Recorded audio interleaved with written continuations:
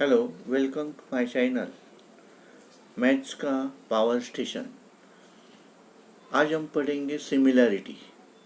Similarity geometry का chapter है, state board के लिए फर्स्ट चैप्टर सिमिलैरिटी। पहले उस चैप्टर में क्या क्या टॉपिक है पहले सुन लेते हैं, फिर बाद में उसके जो प्रॉब्लम्स होंगे वो सॉल्व करेंगे। सिमिलैरिटी में पहले जो शुरुआत में देखा जाए तो उसके ट्रायंगल्स के एरिया के बारे में प्रॉपर्टीज़ है।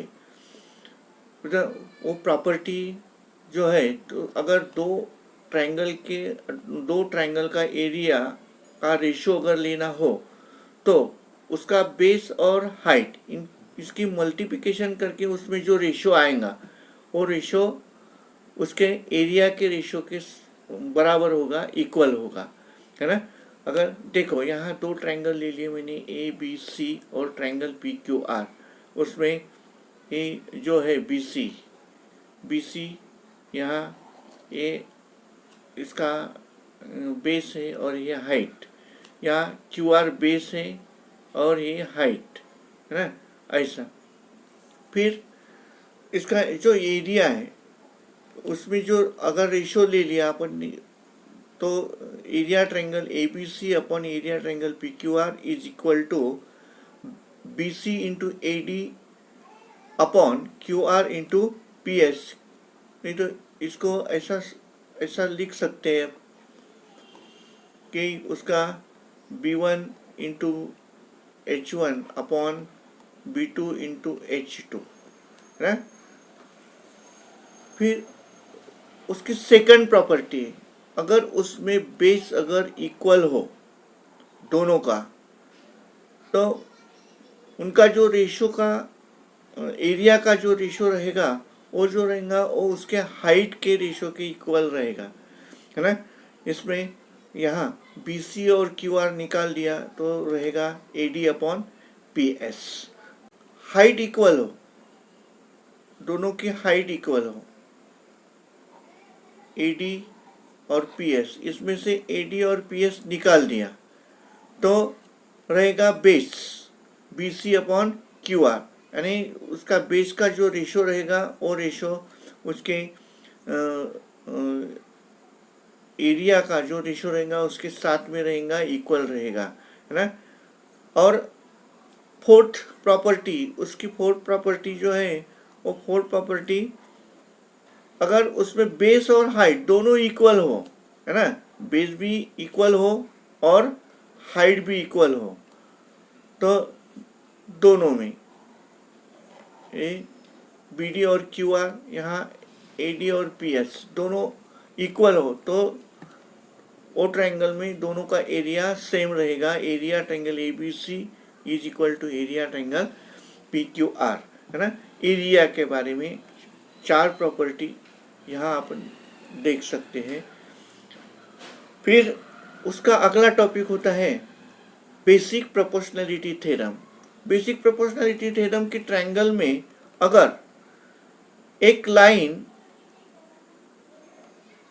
ट्रायंगल के एक साइड को अगर पैरेलल हो तो दो साइड को डिवाइड करती है, तो वो डिवाइड इज ऐसे कि उसमें जो रेशो रहेगा A D upon D B is equal to A E upon E C, है ना, वो इक्वल रेशो में डिवाइड करेगी, है ना। फिर इसमें बेसिक प्रोपोर्शनलिटी थ्योरम जो है, बेसिक प्रोपोर्शनलिटी उसकी दो प्रॉपर्टीज है। पहली property angle bisector of triangle. Triangle में अगर एक एंगल का बाइसेक्टर हो तो उसके अपोजिट में जो साइड होगी वो डिवाइड होगी, है ना। वो डिवाइड जो होगी वो रिमेनिंग टू साइड जो होगी, है ना। यहाँ देखो ए एंगल बाइसेक्टर है और बी सी दो पार्ट में डिवाइड हो गई, है ना। उसका रेशो ले लिया B D upon D C, और जो रिमेनिंग साइड रहेंगी ए बी और ए सी उनके रेशो के इक्वल में होगी, बराबर होगी। फिर सेकंड प्रॉपर्टी है थ्री पैरेलल लाइंस। अगर तीन पैरेलल लाइन हो और उनको दो ट्रांसवर्सल, अगर फर्स्ट ट्रांसवर्सल पे जो इंटरसेप्ट होंगे, इंटरसेप्ट यानी यहाँ जो इंटरसेप्ट देखो, line L M N, 3 parallel line है, पी एंड क्यू, उनकी ट्रांसवर्सल है। तो ये से बी तक जो सेगमेंट रहेगा, है ना, ये पूरे सेगमेंट को ट्रांसवर्सल बोलते हैं। वो ट्रांसवर्सल में जो रेशो रहेगा फर्स्ट ट्रांसवर्सल का, तो A B upon B C, और सेकंड ट्रांसवर्सल पे जो इंटरसेप्ट रहेंगे D E and E F, वो रेशो जो होगा वो फर्स्ट ट्रांसवर्सल के रेशो, इंटरसेप्ट के रेशो के बराबर होगा। फिर अगला जो है उसका टॉपिक सिमिलरिटी में, सिमिलर ट्रायंगल, दो ट्रायंगल सिमिलर, है ना, उनका वर्टाइसेस में करस्पॉन्डिंग होगी, है ना, करस्पॉन्डिंग 6 प्रकार की होती है, उसमें से एक कौन सी भी करस्पॉन्डिंग ले लिया, और वो करस्पॉन्डिंग के इसमें जो ट्रायंगल्स के जो साइड होगी, ट्रायंगल की जो साइड होगी उसमें जो रेशो होगा वो रेशो इक्वल रहेगा। यहाँ देखो, ट्रायंगल ए बी सी की साइड दी हुई है और ट्रायंगल पी क्यू आर की साइड दी हुई है ना।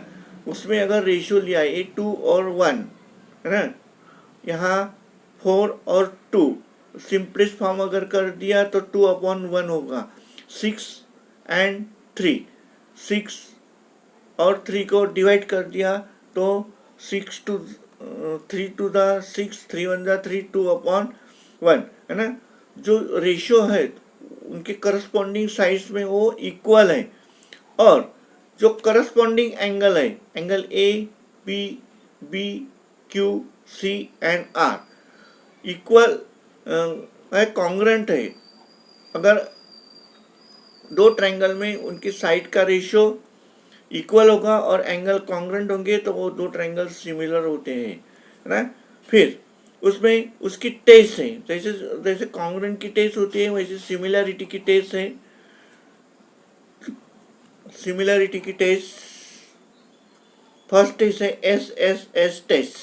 दो ट्रायंगल में अगर उसके तीनों साइड में जो करस्पॉन्डिंग साइड में जो रेशियो होगा वो अगर इक्वल हो तो वो दो ट्रायंगल सिमिलर होते हैं, है ना।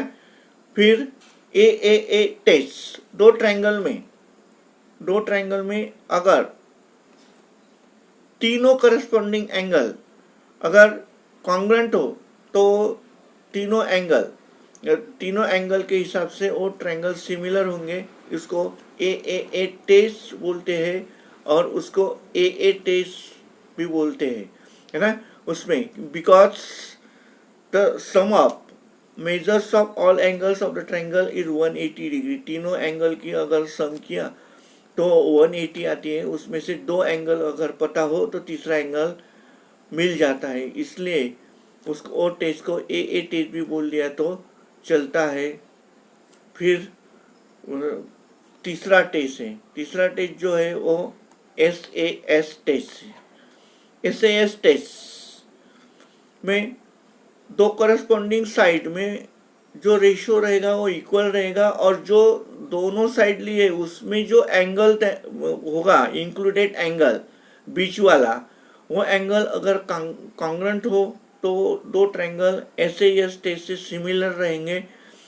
फिर अगर ट्रायंगल सिमिलर हो तो उसका एक थ्योरम है ना, एरिया ऑफ सिमिलर ट्रायंगल। अगर दो ट्रायंगल सिमिलर हो तो उसमें वो दोनों ट्रायंगल का जो एरिया रहेगा उनका रेशियो उनके करस्पॉन्डिंग साइड के स्क्वायर के रेशियो के बराबर होगा, है ना, वो इक्वल होगा।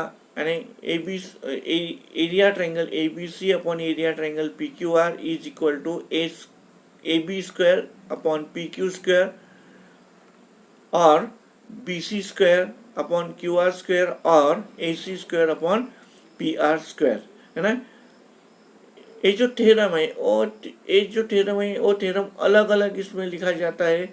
तो देखो यहाँ जो दिया हुआ है कि अगर A1 S1 H1 M1 P1 and A2, S2, H2, M2, P2 are the areas, sides, heights, median, perimeters of a two similar triangle. And A1 is the area of first triangle, S1 is the side of first triangle, H1 is the height of first triangle, M1 is the median of first triangle, and P1 is the perimeter of the first triangle.